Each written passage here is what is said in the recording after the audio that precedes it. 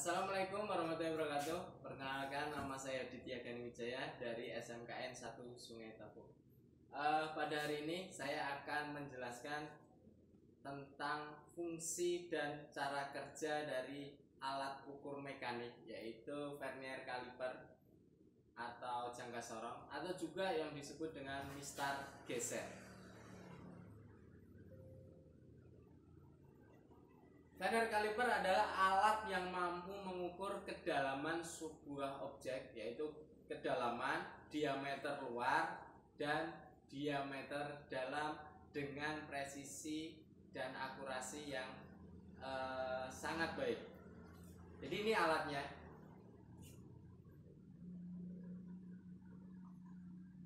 Untuk nama-nama komponen pada vernier caliper, yang bagian atas yang menyerupai dengan tanduk, yaitu upper jaws atau yang disebut dengan rahang bagian atas. Terus di bawahnya ada lower jaws yang disebut dengan rahang bagian bawah.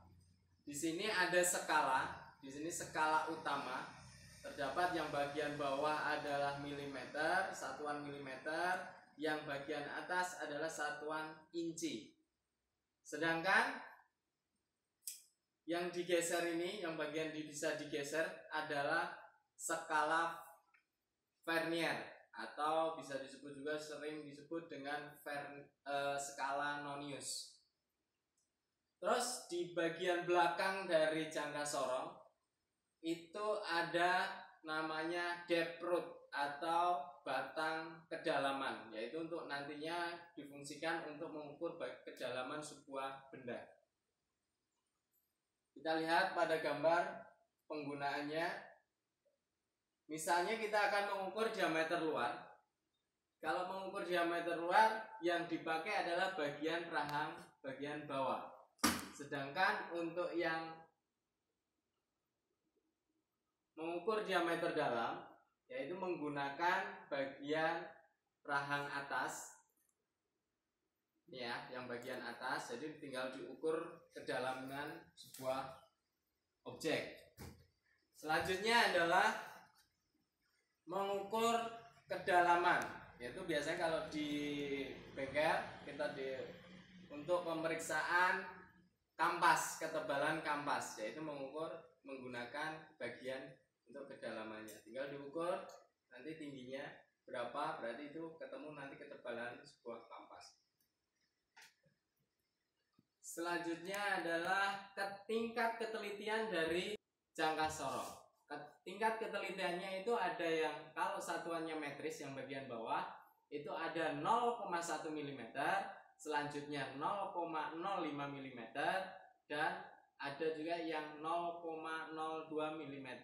Sedangkan untuk yang bagian atas atau satuan incinya adalah 1/128 inci. Ada yang satuannya 1,1000 inci atau 0,001 inci. Sebelum pemakaian, kita pastikan adalah pemeriksaan dari skala nolnya. Jadi rahang bagian bawah ini, rahang bawah digeser sampai mentok. Setelah itu pastikan skala utama dan skala vernier ini pada nolnya adalah segaris. Bagian yang belakang dari skala vernier harus tepat juga, posisinya adalah segaris. Kenapa? Kalau ini tidak tepat, tidak posisi di pas nol, nanti pengukurannya tidak akan akurat lagi. Kenapa bisa tidak akurat? Kemungkinan besar adalah mistar geser ini rusak. Yang kedua karena jarang dipakai, itu pada rahang, di dalam rahang ini terdapat debu. Jadi sebelum pemakaian kita pastikan nolnya dulu. Habis itu kalau memang tidak tepat nolnya, kita bersihkan bagian dalam rahangnya. Nah, setelah itu dipaskan, posisinya harus sejajar. Skala vernier yang digeser ini harus tepat dengan 0 bagian skala utamanya.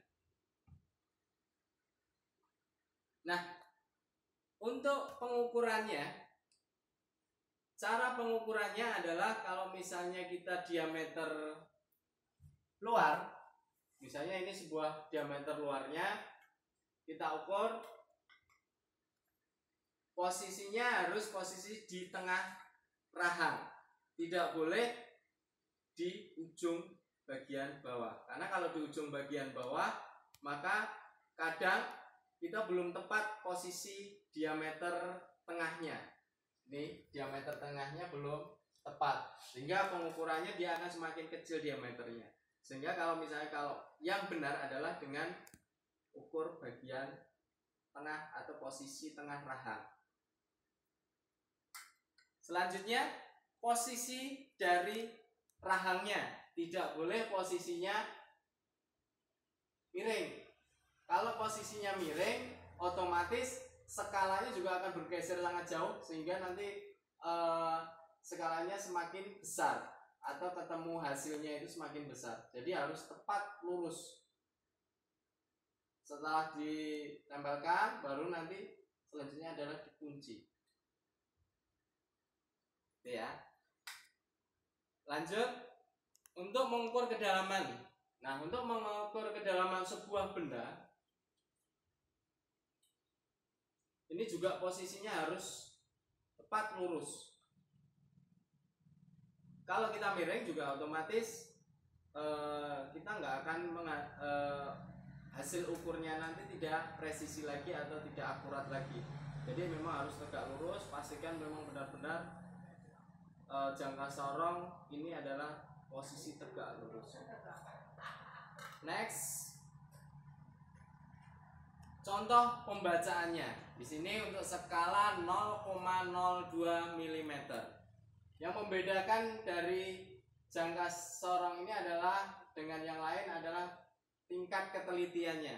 Biasanya untuk jangka sorong itu tingkat ketelitiannya ada pada di belakang. Ini ada tulisan 0,02, yaitu ketelitian untuk 0,02. Dan kalau kita lihat baca di sini, ketelitian 0,02 yaitu skala Vernier, setiap stripnya adalah harganya 0,02. Sedangkan yang utama tetap dia satu stripnya adalah 1. Kita ambil contoh pada di gambar strip yang bagian atas, yaitu strip ke 9. Strip ke 9, baru yang nolnya ini tegak lurus dengan strip skala utama yang ke 9. Setelah itu baca bagian belakangnya. Untuk yang bagian belakangnya berapa strip? Kalau di sini ketemu 13 strip, kita hitung 1, 2, 3 dan selanjutnya sampai 13 ini strip yang ke-13, berarti dikalikan 0,02 karena satu stripnya adalah harganya 0,02. Setelah 13 strip ini dikalikan 0,02, hasilnya adalah 0,26.